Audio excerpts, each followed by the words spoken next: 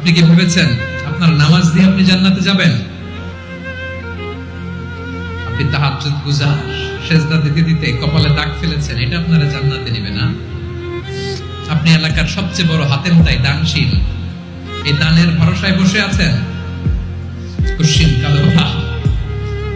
আমাদের নামাজ, আমাদের রোজা, আমাদের ইবাদত, এগুলোকে মিজানের পাল্লায় উঠালে কোনো ওজনই হবে না। তবে আমাদের একটা কৌশল জানা আছে, আমরা আল্লাহর রহমতের ভিখারি। আমরা সেদিন আগেই গুনার স্বীকৃতি দিয়ে দেব।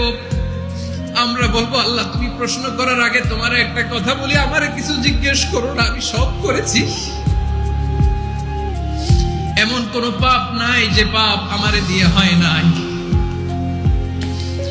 তোমার রহমত দিয়ে তুমি জান্নাতে পাঠাবা, তোমার দয়ায় জান্নাতে যেতে চাই, আমল দিয়ে না। পারবেন বলতে? কিয়ামতের দিন আমরা বলবো, আল্লাহ আমার আমল দিয়ে জান্নাত চাই না, আমি তোমার দয়া দিয়ে জান্নাত চাই। তোমার দয়া ছাড়া আমার কোনো উপায় নাই।